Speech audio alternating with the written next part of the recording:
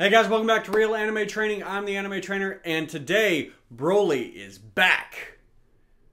And abs.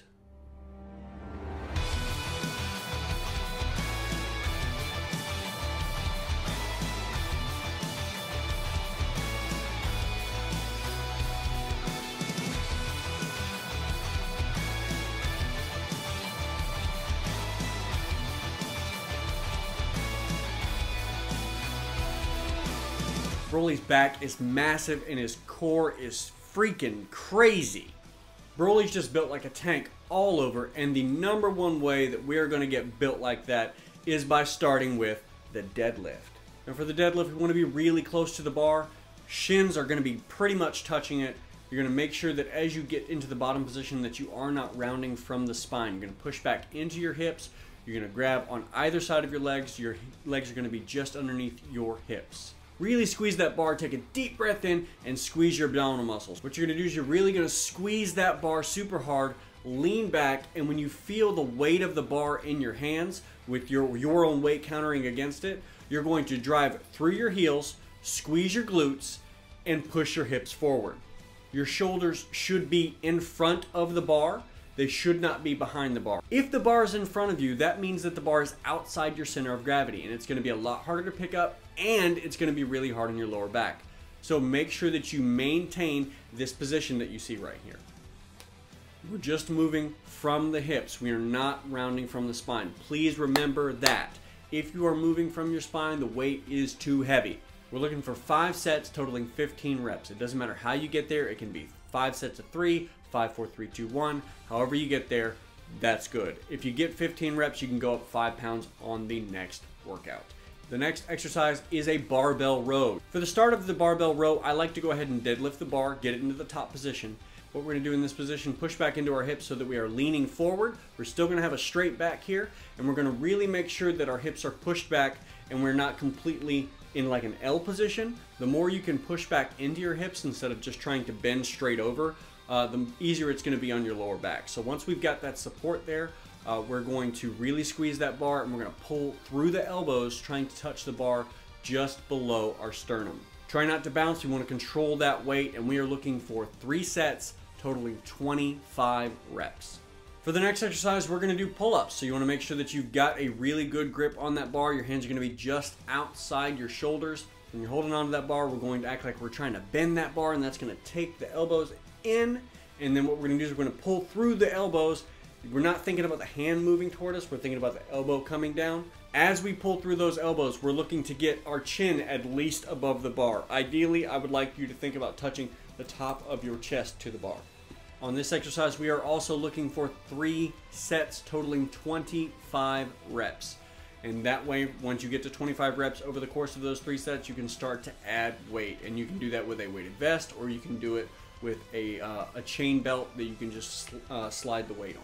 Make sure you control this movement. There is no kipping, there is no swinging. Control.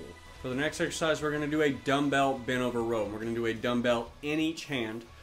This is very much the same way that we were doing the barbell bent over row, but it's going to be with a lighter weight.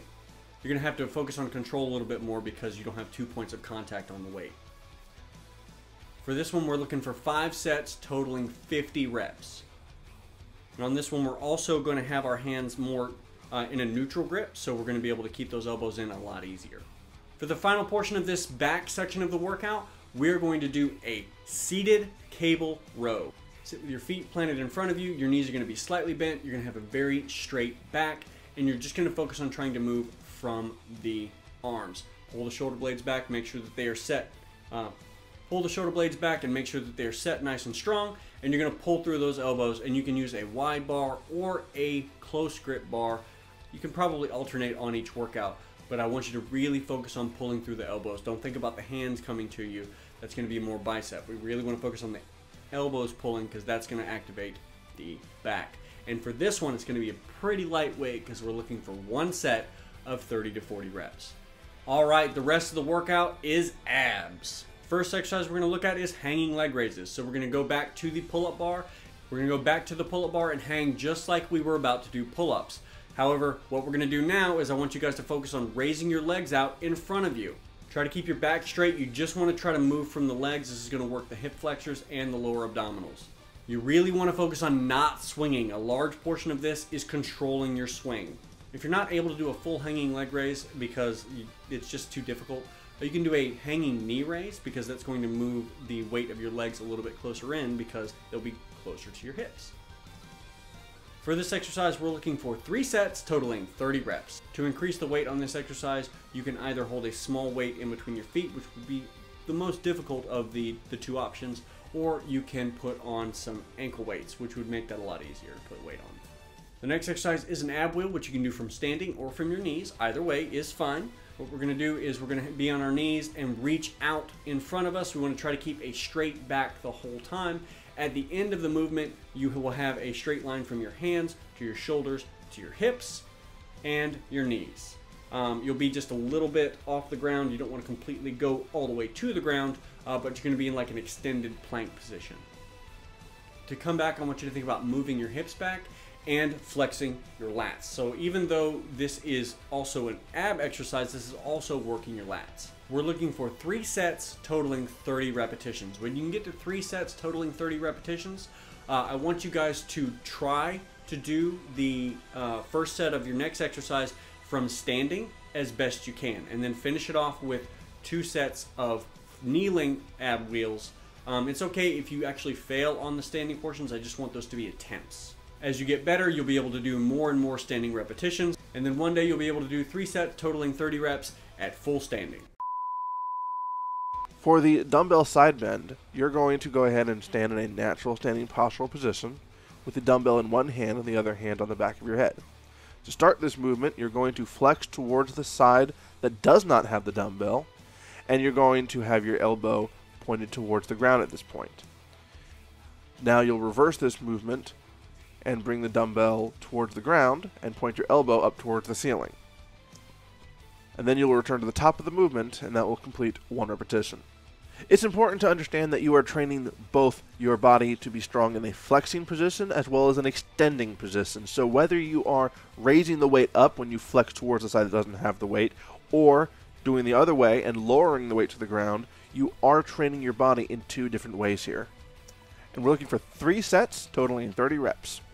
The next exercise is a superset, and the 2 exercises are plank and side plank. And so what you're going to do is you're going to get into a plank and you're going to hold it for max time, and then you're going to immediately go into a side plank for max time, and that's max time on each side. And for the side plank, I want you to, if you know what side your weak side is, I want you to train to that weak side. So on my right side, it's actually a little bit weaker than my left side, so I like to go however long the right side can go, and then I'll match it on the left side. And for the plank and the side plank superset, we're looking for 2 sets of that superset for max time. All right, and to round this workout out, we are looking at 1 set of ball slams for 30 to 40 reps. And I want you to just give as much power on every single one of those things as you possibly can. On the heavy sets, we're going to try to rest about 90 seconds or so in between each set. For the lighter sets, the one totaling 25 reps between 3 sets, we're looking for about 60 seconds of rest.